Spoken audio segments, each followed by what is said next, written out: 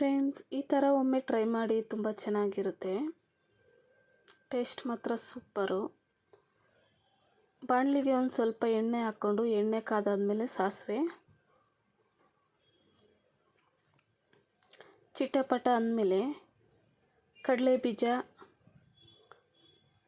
ಕಡಲೆಬೇಳೆ, ಒಂದು ಸ್ವಲ್ಪ ಉದ್ದಿನಕಾಳು ಹಾಕ್ಕೊಂಡು ಕೆಂಪು ಹುರ್ಕೊಳ್ಳೋಣ. ಇದು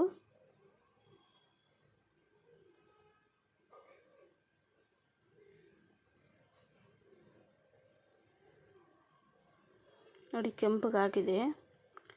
ಈರುಳ್ಳಿ, ಮೆಣಸಿನ್ಕಾಯಿ, ಕರಿಬೇವು,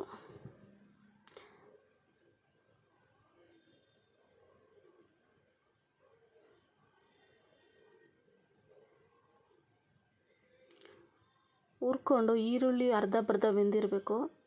1 ಕಪ್ ಬೀಟ್ರೂಟ್ ತುರಿ,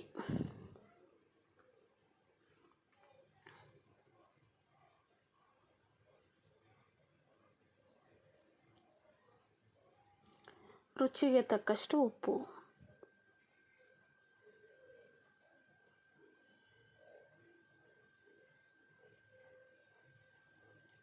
ಕಾಯಿ ತುರಿ, ಕೊತ್ತಂಬರಿ ಸೊಪ್ಪು,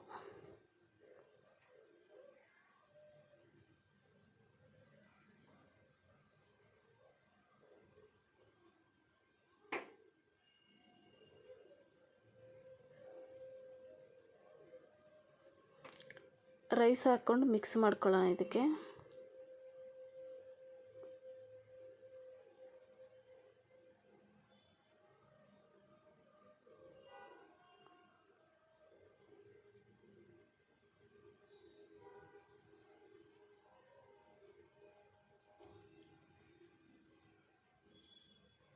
ಒಂದು ಬಟ್ಲಿಗೆ ಸರ್ವ್ ಮಾಡ್ಕೊಳ್ಳೋಣ.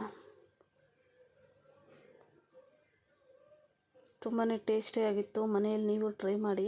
ಇಷ್ಟ ಆಗಿದ್ದರೆ ಸಬ್ಸ್ಕ್ರೈಬ್ ಮಾಡಿ, ಶೇರ್ ಮಾಡಿ, ಲೈಕ್ ಮಾಡಿ. ಇನ್ನೊಂದು ರೆಸಿಪಿಯೊಂದಿಗೆ ಭೇಟಿಯಾಗೋಣ. ಅಲ್ಲಿವರೆಗೂ ಬಾಯ್ ಬಾಯ್.